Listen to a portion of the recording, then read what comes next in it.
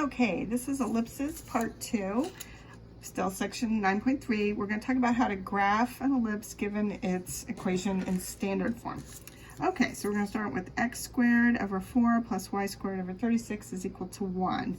All right, so the equal to 1 is your good clue that it's in the form x squared over b squared plus y squared over a squared equals 1.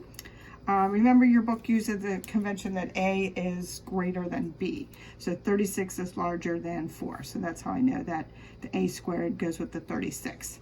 Okay, so this could be thought of as x squared over 2 squared plus y squared over 6 squared equals 1.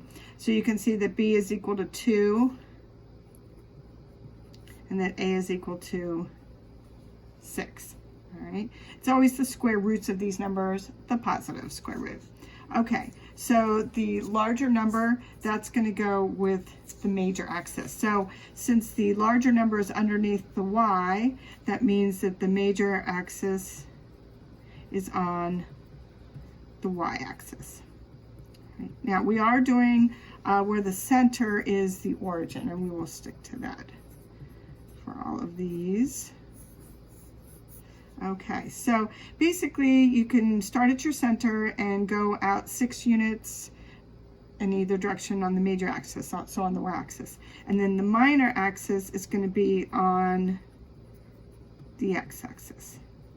And so we're going to go out 2 units in either direction on the x-axis.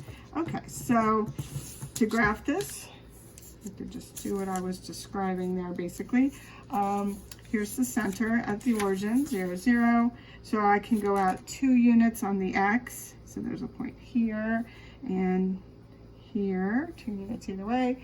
And then 6 units on the y. 1, 2, 3, 4, 5, 6. 1, 2, 3, 4, 5, 6. I will assume that 1 space means 1 unit unless you label it. Otherwise, though, it certainly doesn't hurt to label it. So this point here is 2, 0. This one is negative 2, 0. Up here we have 0, 6. And down here we have 0, negative 6. The ones with the 6s, those are vertices. So 0, 6 is a vertex, and so is 0, negative 6.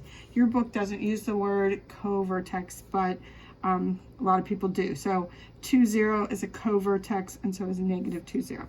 All right, and then just do your best freehand of an ellipse. It is rounded, it's not pointy.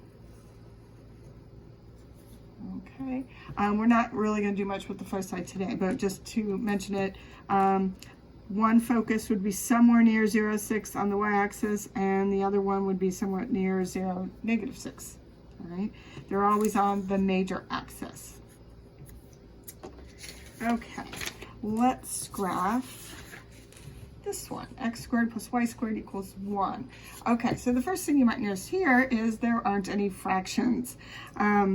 So first of all, you really want to look and see, does it have 1 over on the right, which it does. So you always have to have it being equal to 1. Okay, if it just says x squared, well, we could certainly think of that as x squared divided by 1, turn it into a fraction, plus y squared divided by, what you do is you use the reciprocal of this number. Whatever the coefficient of y is, if it's not already a fraction.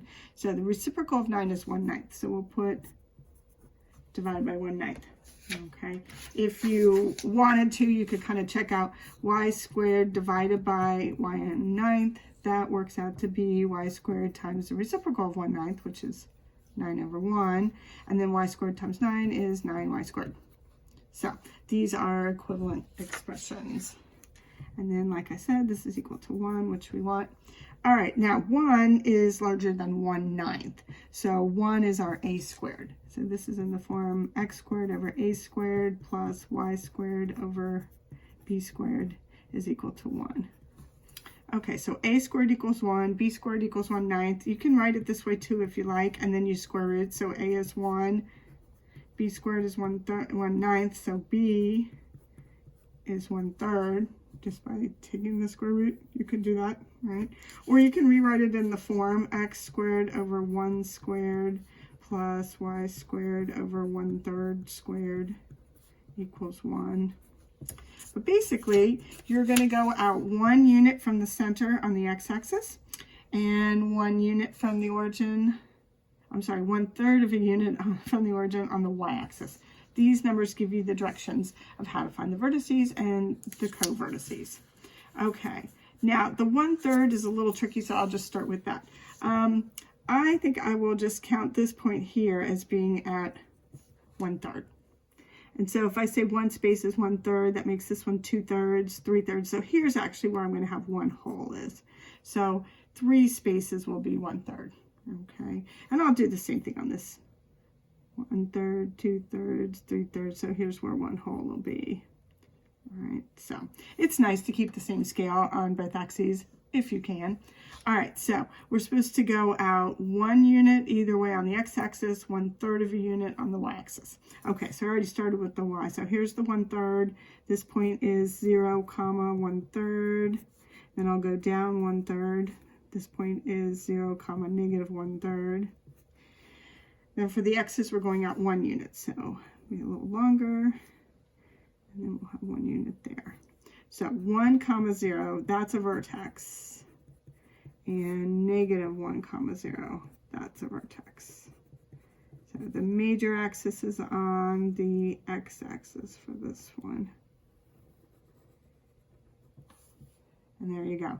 The foci would also be on the x-axis somewhere near 1, 0 and -1, 0. Okay, one last example.